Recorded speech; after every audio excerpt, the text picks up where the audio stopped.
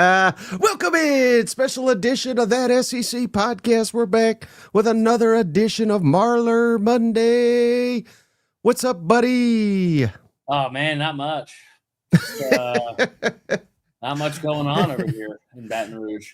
Right, so you're on location, Brian Kelly. I didn't see you get the video of him driving away. I don't know why people post that, but it is what it is. Brian Kelly's ass is out. Gamecocks choked away. Bama, well, I guess you kind of like that a little bit, but probably not really. Man, but let's go with the big story, though. Brian Kelly out, Nick Saban in. First off, it's chase the dragon, not ride the dragon. Anyway, no, I maintain you have to make the call. Like you have to make the call and just like have him tell you no, which he probably would. But yeah, I mean, I make him at least say, I think this is going to be a good one. Why are you on suicide watch, Chase? Oh, Missouri, tough. Yeah. No, I think you at least make him say no. It's wild how all this started, because it's like you kind of felt like it was going to be a good year. I kept saying going into the season, Bama was 8, LSU was 9, and that was like pretty much what every single publication had.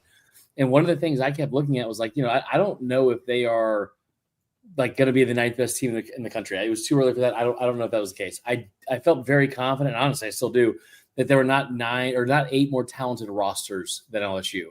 And what they spent on the money in the portal, what they spent on the roster in general, you have back-to-back classes or 3 straight classes that are in the top 10 from a recruiting standpoint. You got to get the number 2 portal class, and you spend all this money on this one roster.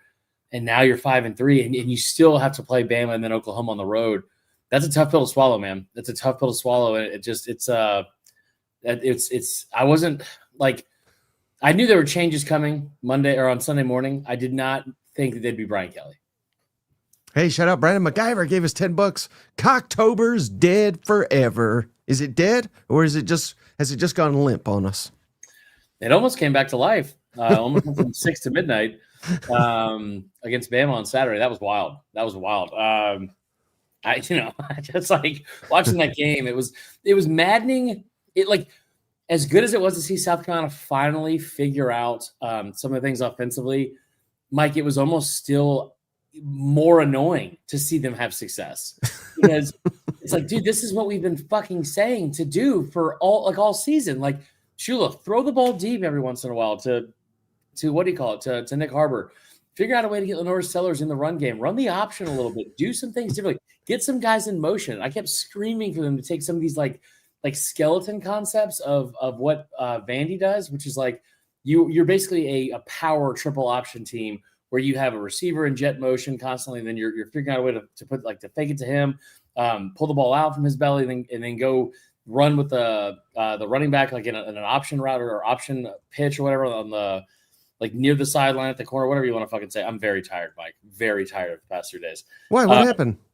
Well, Brian Kelly getting fired was a pretty all-day event for me yesterday, because we were sitting there since 7:30 a.m. trying to cover that.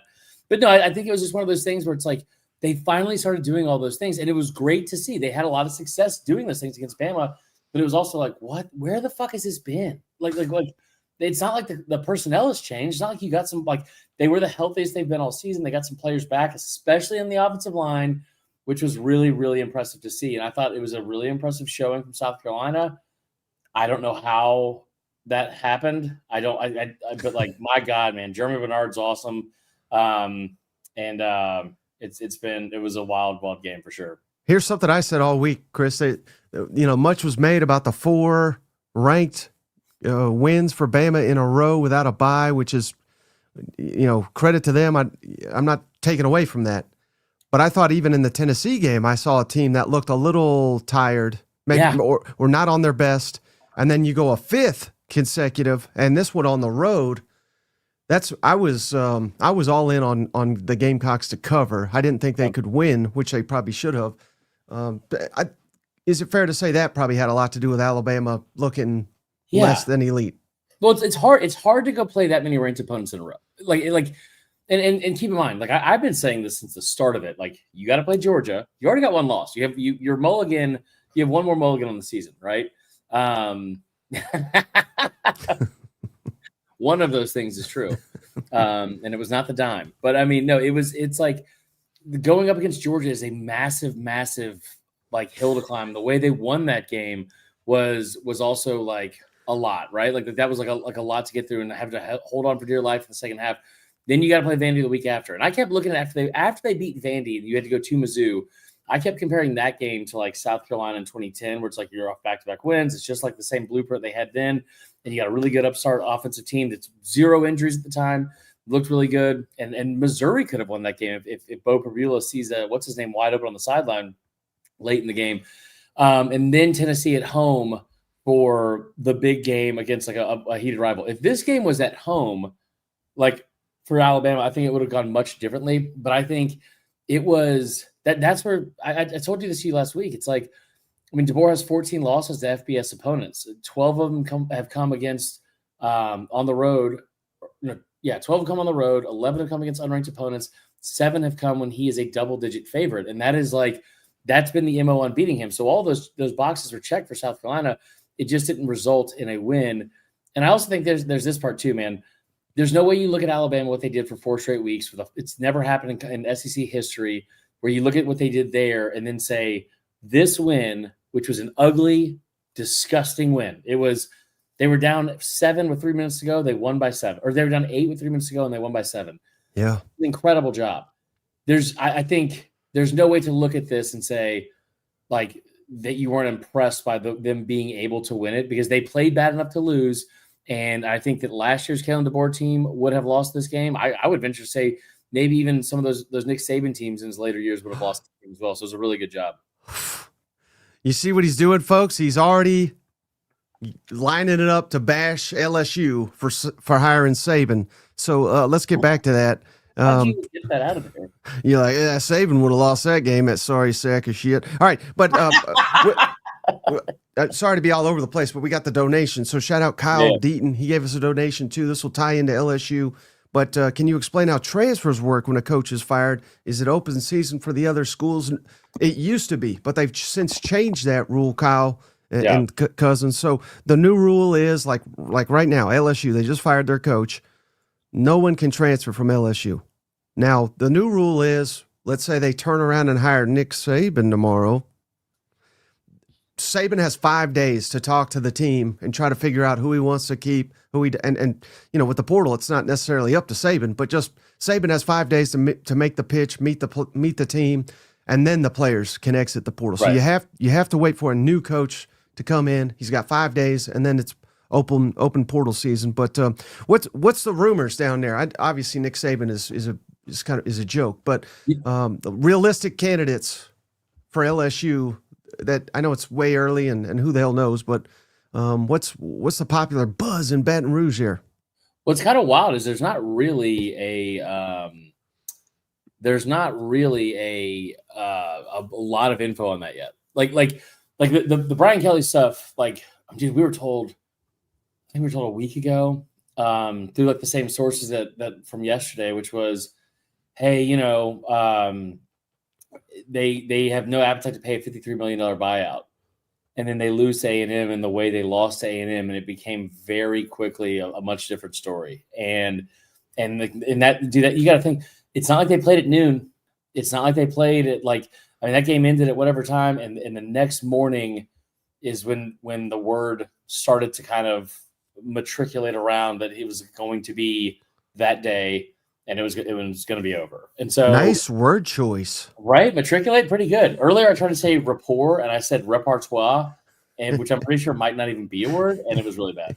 No, but I think that who you go after, like I would like, I don't know, just with the way social media is now, I think that anyone. Let me first start saying anyone that says that James Franklin is not a viable option for Florida, for Auburn, for Kentucky, if that job comes open, for LSU.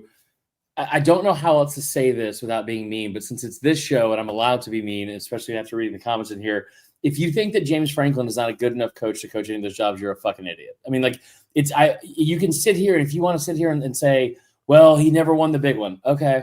You know why those schools are in the position they're in? because those coaches not only didn't win the big one, but they also couldn't get fucking close to 10 games a win every single or winning 10 games every year. Auburn hasn't done that. Yeah. Kentucky damn sure hasn't done that as of late. Florida has barely sniffed it. So it's like, I think that you also have to, when you start looking at the way the game is now, you also need to look at my SAT score is a 1240. I got a 620 on math and 620 on verbal. So you have to also start looking at things like James Franklin was also able to turn around Vandy pretty quickly and win back-to-back seasons of 9 wins. And then other things that people forget about with Penn State, especially, is that Penn State job, like that was the worst the program has ever been for a number of reasons. Some of them were horrible, right? And I thought they should have gotten the death penalty. So for him to be able to dig that program out of that into a national consensus top 5, top 10 program, I thought was really impressive. In my opinion, and again, I have no info on who they're like initially looking at. I know that BetOnline has the best odds of John Summerall being named. How about that? I'm not.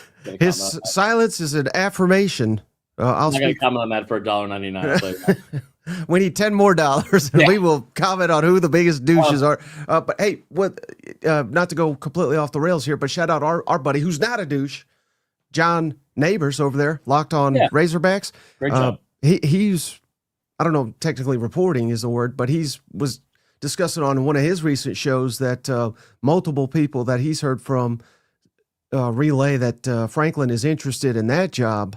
Yeah. I think that would be an absolute home run for Arkansas, don't you?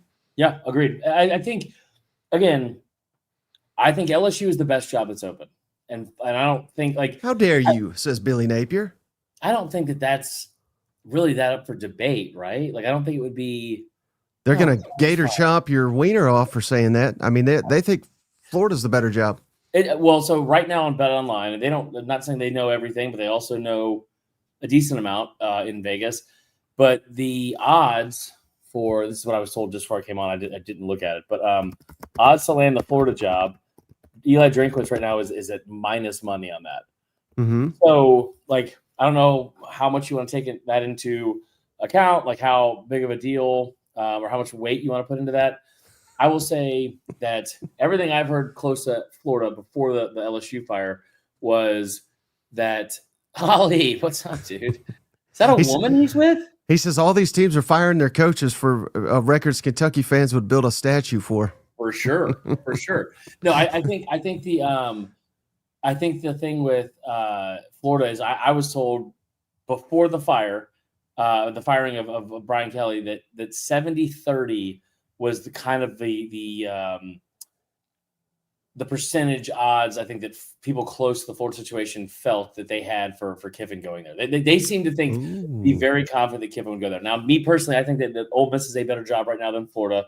I know what Florida has been. I know what they can be, but they're not there right now. And they're also not great at a lot of things in terms of, like, from an administrative standpoint, like we talked about last week. The other thing, what's up with my obsession over body parts today? What did I miss? What did I say with body parts? I think they're talking in the chat. Oh, my bad. And Brodo says every day. LSU is the best job that's on there. And I think that if Kiffin, you make the call to Saban and just see if there's any fucking interest at all. I would honestly make the call and then see if you have any interest in even being a part of the search. Like, he will probably say no to both of those things, but it doesn't hurt to ask.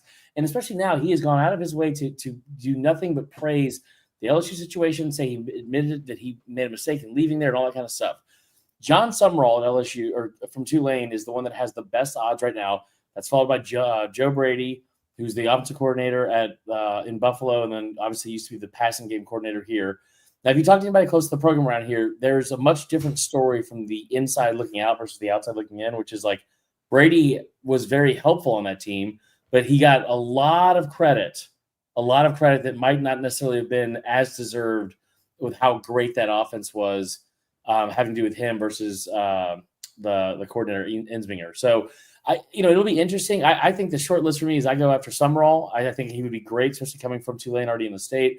I make Kiffin my first choice. I make Kiffin say no, and after he says no, I add at least $3 more million per year on that number and say what about now? And like, dude, you have to nail this hire. You cannot fucking go small game hunting on this and figure out like, well, this guy's going to be able to, like Clark Lee. I think there's been people that have talked about him. I don't think he's an option. Brent Key, I don't think he's an option. I love both those coaches. I would love if Brent Key wanted to leave Georgia Tech to come here, even though I love Georgia Tech.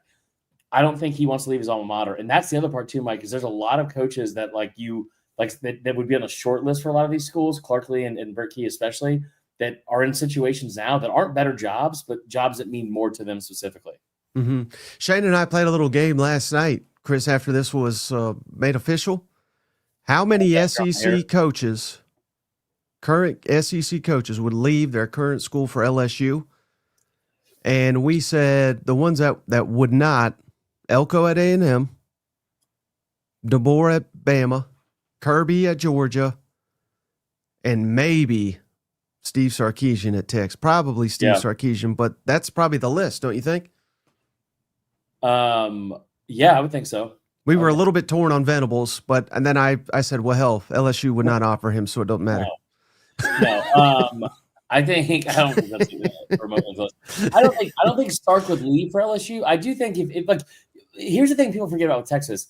That's a pretty toxic environment for coaches. Like they I'm not saying that Sark is on the hot seat at all, but if something happens where if something happens where they lose this week, even if Arch is out, like they are going to, Texas is delusional enough to think that they are the best job in the country and are superior to everyone, no matter what their record says, no matter what, like where their ranking is, any of that kind of stuff. It may be the best job in the country, but when things start to go a little bit south, it definitely is not. And LSU is a much better landing spot, I think, especially for Sark than maybe people realize. I don't think he would leave necessarily, but I also think that it's a better job long term. I just like Texas. They'll give you all the resources, but there's very few places you're going to win at when they are so fucking involved in all the decisions that they should not be involved in. Mm-hmm. Hey, real quick, I want to shout out all these excellent cousins, like the legend JR gifted another membership. Legend cousin JR has done it again. Thank you, JR. Gifted to Colin. Colin, welcome. Tam B also joined. Tam, welcome. We appreciate you. Ole Miss, Lane Kiffin ain't going anywhere. Tam, sorry I said that. Cameron, anyone know where that crossroads is, Marler, so he could go sell what little bit of a soul he has left? Dude, that's tough, man. That was a tough weekend. That sucked. And Ryan Sosa became a member. Shout out, Ryan. We appreciate you. He says, Les Miles back to LSU. And then Stephen up. Tell Marler I found another source for my dime. He's no longer needed. That's fair. I can't believe Jeff Lebby is, maybe because most people don't give a shit about Mississippi State, but I can't believe he's not facing more heat for one horrible coaching job after another against Texas, against Florida. I mean, I guess he's got these teams competitive, so I guess we're going to give him A for effort. I didn't think that's what we were doing in the Southeastern Conference. I thought you had to win some football games. But I'm surprised he still has a job. And then I am stunned. How stunned are you, Chris, that old Hugh Freeze still has a job and Brian Kelly doesn't? They might. I mean, Auburn might be stuck with them. I'm shocked. To answer your question, I am shocked. Also, I want to go back at some point after they answer this to that Chris C. comments. Mm-hmm. Even if LSU nails this hire and the coordinators, it will still be some years where they're competitive. So let's circle back after the Hugh Freeze thing. I think Auburn's in a bad spot here because Auburn needs to know what their worth is and stay in their lane on this one, because I don't think that they're anywhere close to being in the running for Lane Kiffin. I don't think they're anywhere close to being in the running for some of the other like bigger names. You need to hinge your hopes if you're going to fire Hugh Freeze, which you should have already done. You should have gotten out ahead of this whole thing and been the first to the table. But instead, now you've sat here and watched other programs that you cannot compete with. Like LSU is a better job. They have more resources. They have better recruiting and fertile recruiting grounds. They will put more money into the program than Auburn will. And the leash is probably a little bit longer here at LSU. And again, it's just a better job. It's a better job. So is Florida, and so is Penn State. So now, if you're Auburn, you need to go all in on a name that is not necessarily the number one choice for everyone else. Like it needs to be John Summerall, even though he should be up there for a lot of people. I think there's going to be some big name programs that are probably going to look at this and say, well, I don't know if he's a big enough name for us. It's a G5 guy. We saw that worked out last time. G5 coach from, the state of Louisiana, even went to the SEC with the Billy Napier thing. We need to have a proven guy, blah, blah, blah. But where Auburn's in trouble now is that you might have to hold on to Hugh Freeze no matter what, because you cannot compete in this market in the offseason with the other teams that are going to be trying to get coaches if you don't already have a plan in place. And I don't think that they're going to be able to compete with that. And I think that it's going to, Hugh staying there, I don't think is great long term, but also maybe things turn around with now they have a new quarterback if they bench Jackson Arnold. I mean, all that doesn't sound too promising to me. It sounds like we're just delaying the inevitable. They are. But who do you go? I didn't mean to interrupt you, Mike, but I'm saying, who do you go get though? Who do you go get? I mean, if you gave me about 5 minutes, I could come up with a list of 50 better coaches than Hugh Freeze. Yeah, I don't think it would take you that long. Hey, how about that? If we're just gonna get on the crazy train, one name that I hear there's legitimate interest, Chris, much more realistic than Nick Saban returning to LSU, but another famous coach returning to the SEC to a post he won big at. Oh, Urban Meyer to Florida. Apparently there is mutual interest. Thoughts on that? I mean, Urban Meyer's still one of the best coaches, I think, in football. I don't know if he would do it or not. But I mean, listen, the attention to detail, the I don't give a shit about anything besides winning attitude. I think he would be successful no matter where he goes. Not Jacksonville, not the Jaguars. But I would assume that I think he would be successful anywhere he goes. I mean, he's listen, when it was Saban, even when Saban was at his highest, everyone knows that he was like right under him in terms of best coaches. And you can, maybe later on, once Kirby started to get things going, you could move him down. Dabo won championships. I get that. But there's no part of me, and I don't think any other person that watches football that would have looked at a matchup between Dabo and Urban Meyer and said, I want Dabo as my coach. He won some games against them, but I don't think that would have been the case for anybody.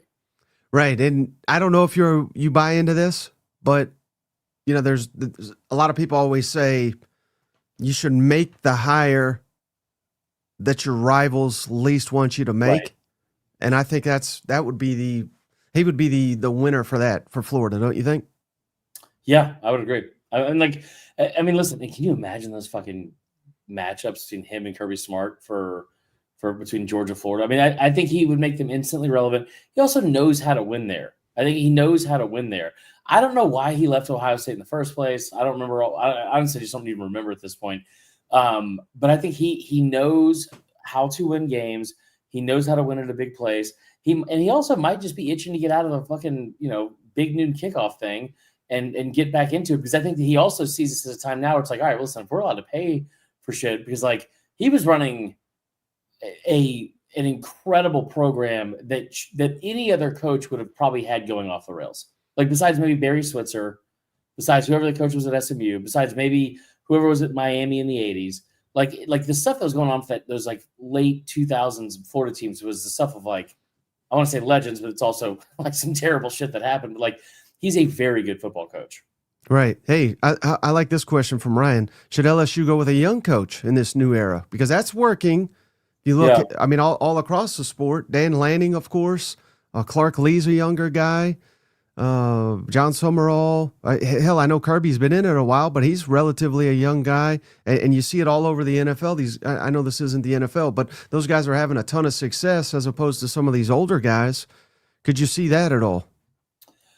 I could. I don't know if it necessarily happens. I think that the idea that going to get a young guy like Kenny Dillingham's a name that's been I've seen people. Appreciate it, JD. I've seen people mention his name. I haven't heard his name mentioned at all. I haven't really seen his name too high up on lists. I thought that'd be a good spot for Florida. I don't know why I haven't heard more about that.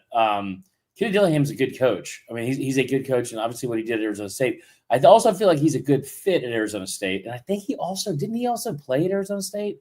He did, but apparently there's a lot of issues with the NIL and everything like that. So again, do you want to win or do you want to coach where you played at and struggle? Yeah. I mean, I don't know the answer. I do think his name should be mentioned a lot more. And I'm surprised it hasn't been. The young coach thing I get. I think Eli Drinkwitz is a name that. My honest opinion about him coming to LSU is I think he would do. I think he's a great coach that would do well. I don't think people will take him seriously, like because of the way he looks, because of the school he's at. People refuse to just admit that Eli Drinkwitz is a great coach. Like we will praise Clark Lee for going to Vanderbilt and doing all these things because it's Vanderbilt or whatever. But we talk about Mizzou the same way we talk about Vanderbilt for a long time. And I think if he was bald and looked like a little bit of a dildo and was fucking jacked and could bench 400 pounds like Clark Lee could, he knows what he looks like. I love him to death, but he knows what he looks like. But if he looked like that, I don't think that we would have these conversations. But since he's got the comb over and the glasses and he's kind of a little bit nerdy, I don't know if LSU would take him seriously enough to hire him. But I think he'd be a great coach no matter what. And he also might end up being a great coach still at Missouri if he thinks he can win there. Right. Well, that's a good transition to that heartbreaker where they fall 17-10. Vanderbilt, the dream season continues, but they don't want to hear it because it makes it even more painful, I would think. But I think Missouri outplayed them. But Vanderbilt made the key plays, and I don't know. I don't think the season is lost by any means for old Missouri, but they got to win out if they want to make the playoff. And Vanderbilt marches on, win. Oh, an ugly win, still a win, and now they got a huge matchup against Texas. What's your thoughts on this one? On Texas Vandy or Vandy Mizzou? Vandy Mizzou first. So I thought it was a good game. I thought everything you just said was spot on. I mean, it felt like Missouri won this game. It felt like Missouri should have been ahead. It also absolutely fucking sucks that, losing Prbula, even though he hasn't played that great as of recently, losing him, and now, dude, this is a team that has been arguably the least hampered by injuries of any team in the conference. Every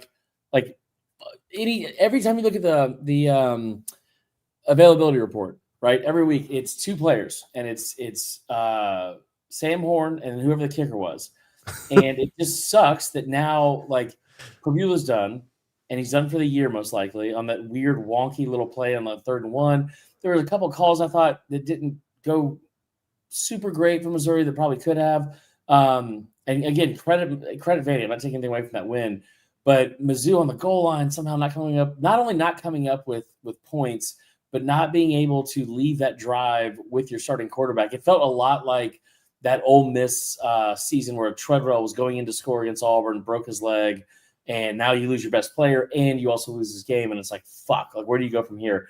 I thought Missouri played well enough to win that game. They probably should have. I worry about where they go the rest of the year because Matt Zollers, however you say his name.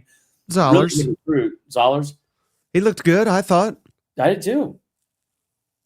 But now he's got A&M at home. 2 weeks to prepare. Mississippi State at home, at Oklahoma, and their tremendous defense. And then Oklahoma and Arkansas on the road. So, yeah, I mean, it's Matt Zollers' time. And Shane is done with Prbula. He's well, Zollers is he's better anyway. But I think it's, throw him in there. There's no film on the guy. He looked promising. He made some big time plays. No reason not to be excited about him. But also, we should not discredit what Bo did for this football team either. I agree. I think that what sucks is you're out of mulligans after the second loss. There's just no chance that I'm not saying there's no chance the 9-3 team makes the playoff. I'm saying there's no chance you feel confident that your team is 9-3 is going to make a playoff after what we saw about last year. After we saw last year, I think honestly, Mike, you could look at this 8-4. If they go 8-4 and they lose to A&M and Oklahoma, you could probably sell me on the idea that the 8-4 season might have been more impressive than even the 10-win season they had last year, just because of it felt like there was so much momentum, and then all of a sudden it's I still think about this team as one of the better teams. I think from a matchup standpoint, man, they're a nightmare to deal with defensively. I think the best combination of edge rushers of any team in the conference, which is saying a lot, man, because there are some really good ones. South Carolina, Auburn has another. There's several more. I'm sure LSU, but I mean, it feels like A&M. It feels like that's a tough uphill battle to go out and try to win you football games with a true freshman quarterback, and then just insult to injury. So now you have 3 players out for the year instead of 2. And it's your first string quarterback, your second string quarterback, and then your first string kicker. And oh, by the way, the kicker also is being replaced by a true freshman as well. And then thoughts on this? I guess it's the best game now in the conference this weekend. Number 9 Vandy at number 20 Texas, with Texas a slight favorite. I'm not surprised by that, but I think undoubtedly Vanderbilt's been the better team this year. Yeah, I mean I get them being a 2.5-point favorite. It is. It'll be interesting because Arch Miss practiced today, and now there's talk that Matt Caldwell, the kid from Troy, might start this weekend. He's only thrown 11 passes all year, which is kind of shocking to me, especially with how they used Arch last year behind Quinn Ewers and versus now. I mean, like going into the month of November and having 11 passes and on the season is not ideal. I don't know how long he would even be out. It'd probably just be the 1 week if he even misses the game. I don't know. But Vandy's legit, man. And I think it's fun because I think most of the SEC has been involved in these like joining hands across the league and this like unison and then unity of trying to hate watch Texas into losing. And they've come up short the past couple of weeks. I just like Vandy as a much better team, man. Now, maybe I shouldn't say much better because they don't have the talent. And we've seen Diego on the road and we've seen like him struggle.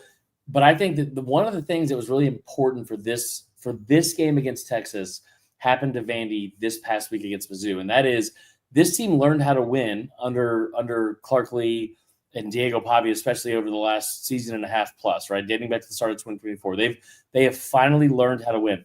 That's really tough to do for some programs, especially coming into like a new head coach's tenure. I'm not picking on anyone, but like Mississippi State is having to go through those struggles right now. It happens to almost every team, right? Like you have to learn how to go fucking win games. Vandy learned how to do that. But what they learned this week against Mizzou is they learned how to win without playing anywhere close to their best football. And going into a game like that on the road against Texas, I think that has got to be, as bad as they played, that's got to be a confidence boost, man. Mm-hmm.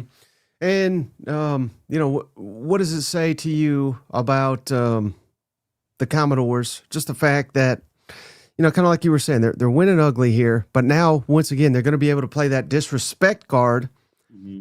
which I think will play well in that locker room. I don't know if that truly has anything to do with it, but we got that angle, and then maybe this has completely died down, but, I mean, it blew up on Saturday, right, with the Sark interested in the Titans. Yeah. He was adamant that was like fabricated bullshit. Even his Jimmy Sexton released a statement, which they never do. But what was your thoughts on all that? I think he'd be fine in the NFL. I think if any of that was true, and I don't know any of it to be true necessarily, but if it was true, my immediate thought would be, an assumption would be, well, he's getting frustrated with this season, and he is at least keeping his options open. And my other assumption would be maybe he's doing that because he's so frustrated with how he knows the brass at Texas would be handling the situation if it goes worse, right? And so, hey, Volsteak, love you to death. I'm not going to stop doing it. I'm just going to keep doing it. Like, it's almost as annoying to comment on every time it happens. So I'll just cross my eyes the rest of the way.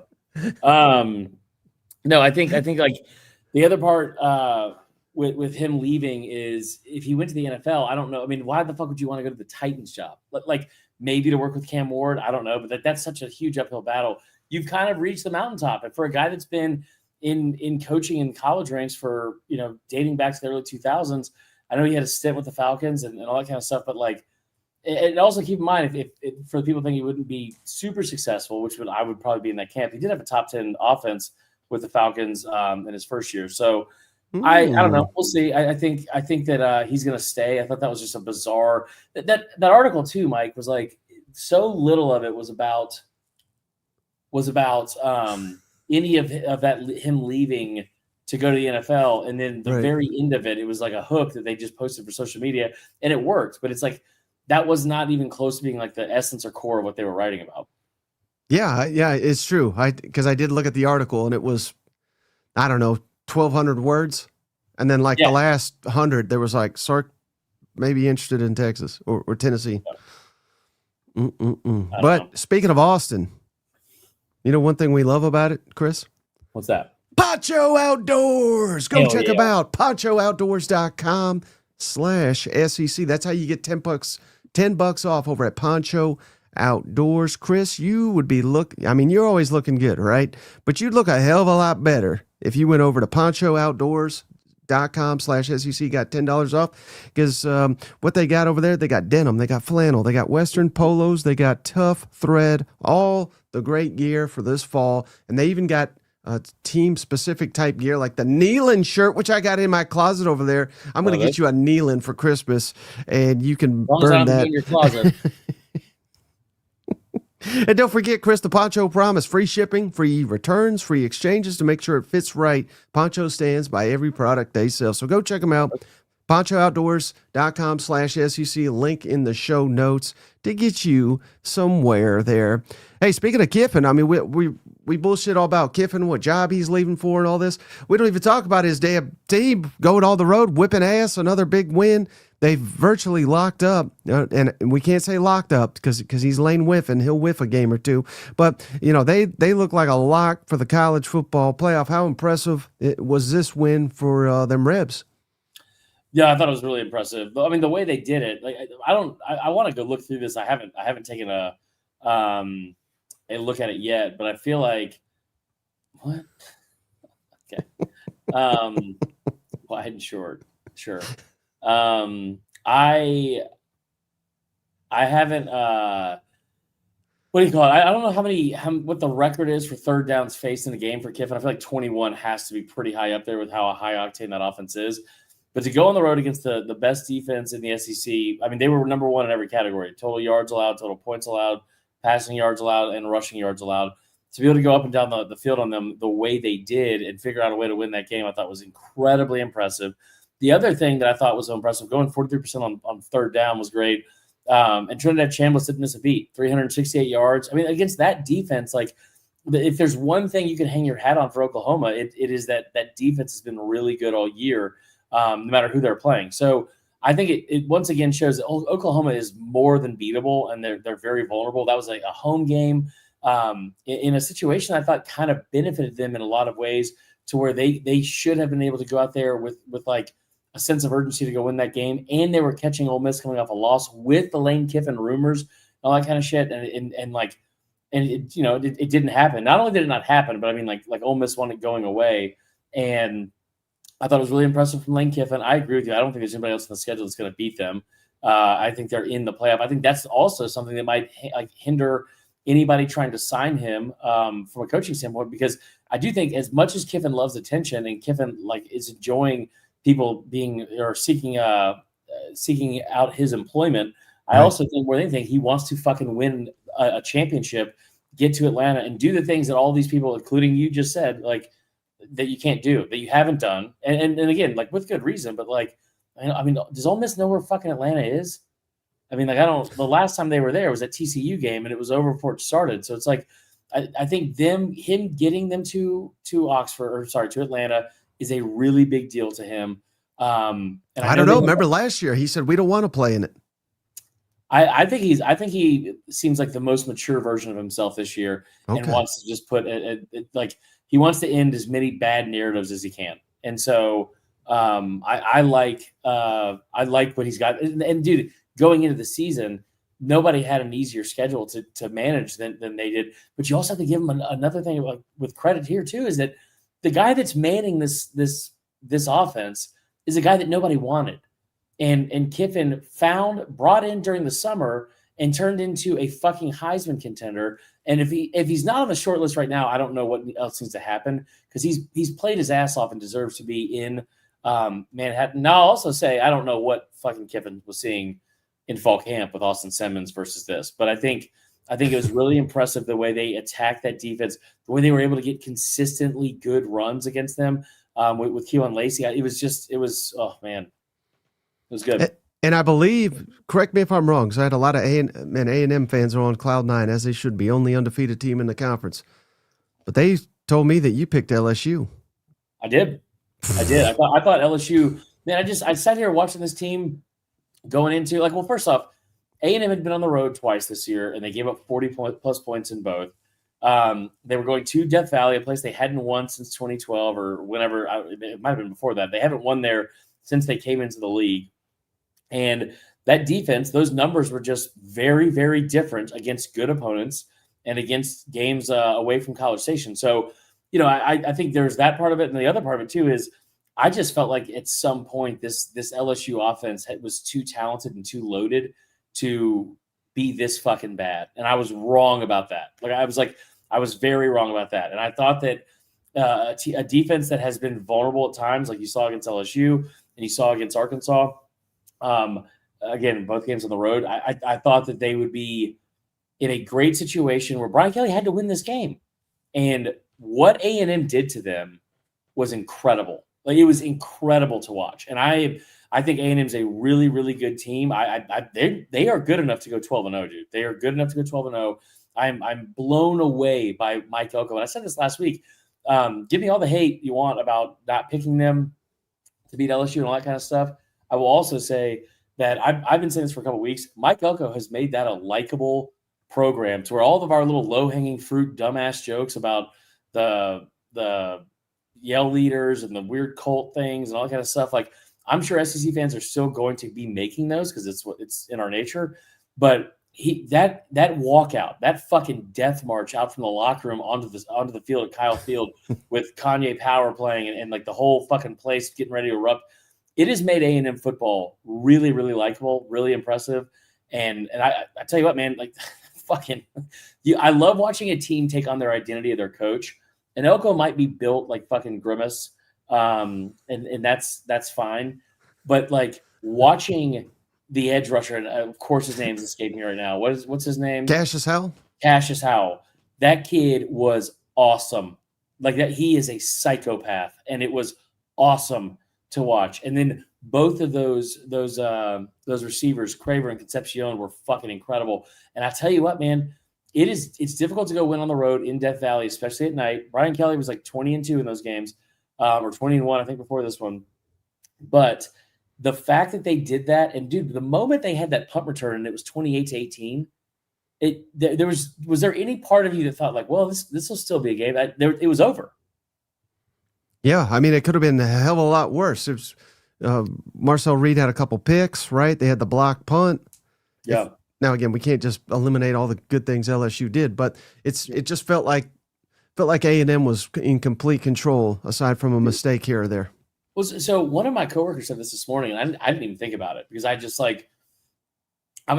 was blown away. I've seen that place empty out, but when they were winning, and watching them empty that place out, take over the fucking student section, watching Tommy Moffitt take pictures at midfield. That is fair. You guys were in Atlanta and you beat Penn State in that one game. Last time, Moffitt, he was one of the first people that Brian Kelly fired. Hearing the stuff that they were doing in practice is it was awesome. He put up Brian Kelly's face on tackling dummies. You could tell he wanted this one more than anyone. Those are the kind of things that band teams together. And so it was very obvious from that standpoint that this team was fucking ready and they were not going to have a letdown at any point. I don't know if anyone outside of College Station knew that was coming, but they sure as shit showed it on Saturday. But the other thing too, man, LSU blocked a punt. They got an interception inside the 40-yard line and an interception in the end zone, and they still lost by 25 or 24. I mean, it could have been so much worse.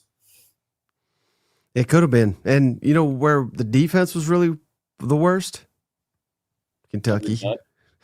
And there too. But man, Tennessee 56-34. Shout out. Give some love for all these Tennessee fans that are being so nice to you in the comments. I This made me so happy. This game made me so happy. It was so vintage Tennessee. And I'll tell you the main reason it made me happy is because I, against my better judgment, was like, you know what? I know all the numbers back me up on this, and I know it's come back to bite me in the ass against Alabama, and it came back to bite me in the ass against somebody else. But Tennessee on script is one of the best fucking. It looks good. It does. It's very full. It's one of the best fucking coaching like jobs in the country when they are on script. They are so good out of the gates. And I remember telling you this a bunch of times. I think going into last year, they scored first in like 33 of Josh Heupel's like 38 games his first 3 years as a head coach. I think that number was like 40 out of 52 or something like that. It's still like an outrageously impressive number. Maybe it's like 43 out of 52. I don't know. But like very, very impressive that what he's been able to do on script. Kentucky's not very good. And I think that I was looking for the game from Tennessee because I saw Vegas put the line at 8.5. I was like, that's fucking off. And then the first half spread, there's also no one better in the first half than Tennessee. I think they're like fourth in the country, 23.5 points per game. But under Heupel, no one has been better than them in the first half of games in the last 5 years. So them coming out and being a 3.5 point favorite and just fucking from jump putting it on Kentucky, I thought that's what they needed to do to start the back half of this season and come off a loss. So they did a great job. The other side of it too, Mike, I'll tell you, like, they're doing this again without their two starting quarterbacks, and that sucks. I don't know if they're going to play it all this year. But the other thing that was like a pretty big takeaway for me was, how about Cutter Boley for the second straight week? And I know Tennessee's defense is not that great, but him being able to put up all those yards, and that's a week after he was 31 of 39 against Texas, it feels like that at least is something you can feel like to build off of at Kentucky. Mm-hmm. Let me ask you this. Has Tennessee fandom reached a new level, Chris, where some of these, other fan bases have been, where they can win 56-34 on the road, and Vol Twitter is like pissed. They are absolutely pissed. People need to be fired. People need to be held accountable for 6-2 in the conference. You got 3 home games remaining. I mean, 9-10 win seasons still on the table. But a lot of Vol Nation is pissed right now. Yeah, I mean, I think that's fair. I think the way you lost Alabama was pretty bad. Yeah. I was shocked to see how many people were somehow blaming that on the refs solely. Like they didn't give up 37 fucking points. That one guy, I can't remember his name, but he's like a big Tennessee writer, and all he did for like 3 days afterwards was like talk shit about how bad the ref was. I mean, like, no, man, Heupel's great. Heupel's great. He's going to beat Oklahoma's ass this weekend, and they're going to be. I think they're going to be right back into a playoff discussion. Like, bring up the schedule again. Because Mateer is going to get some yards against them, right? Yeah. Here's how Heupel is going to close the season, in my opinion. And I'll be very honest. I'm not hoping this happens, but I'm just telling you what is going to happen. Okay. Chris is hoping they go 0-4. Yeah, I would love it. I would fucking love it. Okay. But like, you're going to go beat Oklahoma, and that is going to be a big deal because you're going to now figure out a way. You're at home, and you're going to now figure out a way to get yourself back into the playoff like talk at 10-2, because your only 2 losses are to 2 teams that are almost certainly going to make the playoff unless some catastrophic thing happens to both. I would assume you're beating New Mexico State. I don't know. That Burt Reynolds guy in the logo, he might be pretty tough. Then you're going to go beat Florida. And that may not seem like a big deal because they have an interim coach and all that kind of shit, but you have beaten Florida in Gainesville 2 times since 1973. 2 times since 1973. So you're going to then have that to build off of. And then you get Vandy at home. And Vandy's going to come in with actually something to play. And Diego Pavia talking shit because they're also most likely going to be in contention where they have 2 losses. Maybe they have 1. And you're going to be fighting for a playoff spot in those games. So, I don't see Vandy losing to Auburn. I don't see Vandy losing to Kentucky. Not saying it won't happen. That Auburn game will be tricky, especially if they're coming off a loss. But I think that you're going to go into that end of the year game against Tennessee or against Vanderbilt if you're Tennessee, and it's going to have a playoff spot on the line. And I think that he's going to get to 10-2 potentially again, or even if they're at 9 games, he's going to have a chance to go win 10 games once again. And that's with what he's done with Joey Aguilar, the idea that he would be on the hot seat is fucking stupid, or people don't like him. It's fucking stupid. Listen, I know Cherokee Chooch says beat our ass. LOL. We'll see. Tough guy. Okay. I don't know.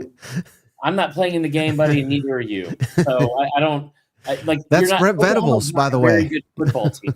That's Venables. We'll see, tough guy.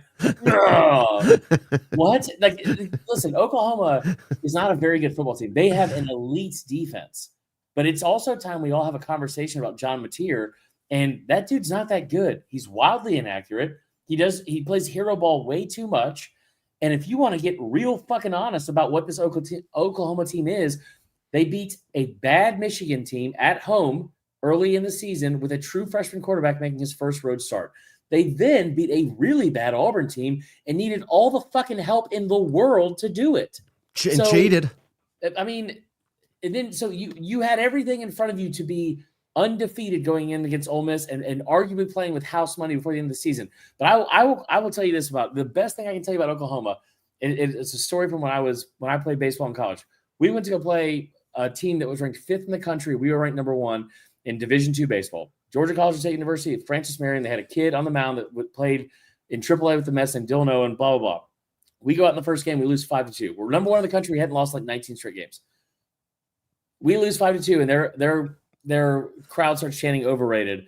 And then we come out the next 2 days and we beat the fucking brakes off of them. We win the series. We go home. And I remember our coach looked at their fans after we're done shaking their hands and says, that's why you don't talk shit after the first game of a 3-game fucking series. Oklahoma, this is why you don't talk shit after playing the worst part of your schedule with like 6 straight ranked opponents at the end of the year. Like, you're a very good defense. Is there any part of you that thinks that John Mateer is going to go on the road and beat Alabama, or somehow go on the road and get into a fucking shootout at Tennessee?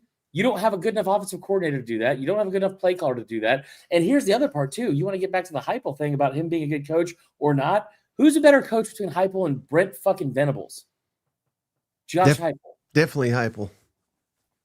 But they won't admit that. But, so, hey, that's a game. And you've already – I think it's going to be a lot more competitive than apparently you do. But is there another game on here that is that you think will be kind of sneaky good this weekend? South Carolina, Ole Miss. Yeah, November. Cockvember. Itchy-vember. I don't know. Nut November. Jack Burton said, I like Venables, actually. You like him so much that you didn't even spell his name right. So there you go. I think that Vandy game is going to be awesome. That game is going to be fucking awesome. I think it actually plays into Vandy's favor that they also love you, Jack Burton. Great picture. I think that Vandy that playing into I think that plays into their favor a little bit. That Oklahoma-Tennessee game is going to be fucking great. Now, I'll tell you right now, Mike, I'm a little bit of a bitch when it comes to gambling, and I love to buy a point. If there's one thing about me, I love to buy a point. I love a teaser against my better judgment. I will buy a point for this Georgia game and put my fucking life's worth, like my net worth, on that game. Georgia is a 7.5-point favorite coming off the bye against that Florida team. Maybe they get the Napier bump. I mean, Florida's got some talent. They're banged up, but they got talent. Yeah. Also, someone said Cockvember is on a bye week this year. Bye week was all one word. It was spelled B-Y week. So shout out Roddy. He's all the way in Japan, man. That's how they spell it there. Oh no. How about Mississippi State, Arkansas? I mean, literally somebody has to win. You don't know that. There's hurricanes and tornadoes coming around right now. You don't fucking know that. Kentucky at Auburn. Do they fire the coach immediately that loses? If Kentucky wins that game, could you imagine? I think they could. Imagine how little of Hugh Freeze's fault that would be. If Auburn can't run the football, they have nothing. They have nothing on offense. Now, they got a good defense, but you said it yourself just a little while ago. Cutter Boley, he's heating up, man. I think he is a legitimate SEC quarterback. Yeah, it could be. We'll see. I mean, I will tell you the State and Arkansas thing. This is so tough because State is, I feel so bad for him. I just feel so bad for him. And I think that Arkansas has been like America's team for the past several years. And now it feels like State is kind of like that. This is the opposite of a hate watch. Like, I think if SEC fans could, they would want both of these teams to win. Like, maybe not Ole Miss fans, but like, it's just, and the way that Mississippi State is finding ways to lose. I was talking to one of my coworkers who's a big Mississippi State grad and fan today, was like, she was at the game on Saturday against Texas, and she was talking about how bad, it was, like the way it happened, the loss. They were up by 30 or they're up by 17 or whatever, and blah, blah, blah. And I just, like, I forgot that they also lost to Florida in heartbreaking fashion. And then I also forgot the week before that they lost to Tennessee in heartbreaking fashion. So it's been a tough stretch. I know I also want to say one more thing, since I'm going to lash out at the final couple minutes here on your audience. Marler Wisdom just talked me into double down on my OU winning bet. So here's the thing, Les. I will tell you this. I put up all my picks every week, Big Picks Energy. And we went 10-3 this week. We were up like 6.4 units or whatever. Now a unit is exactly what I fucked your mom with. So there's that. And then also that's a joke. It's inappropriate. It's a joke. Buddy. Junior Marler making Monday more tolerable. Go Gators! Beat the hell out of Georgia. Junior? Yeah. Honestly, I love if there was a way I could carve out more time in the week to get just fucking emotionally abused by the comments on a YouTube channel, I would do it. But Monday's all I can. Monday's all it's all I can stomach. Yeah. Well, sorry, Emily. You have offended our lone woman we have in here. Yeah, she's like tough to go with this audience. Also, unfiltered, undivided. Love it. Who is Brodo Baggins a fan of? Georgia, of course. Locked on Your Mom is really good. And his picture scares me. Is it like a thumb from the guy? Is like a Lord of the Rings if he was a thumb? I think it's the lady from SNL. Remember back in the 90s? But it's Cherry O'Terry? No, it's fucking. No, it's Frodo. Oh, no, it's Frodo. Oh, Frodo, who's like melted with double chin. Cherry O'Terry? Or you thought it was not Cherry O'Terry? You thought it was the one who did the wicked smart thing? Yeah. Oh, that's like so offensive to her.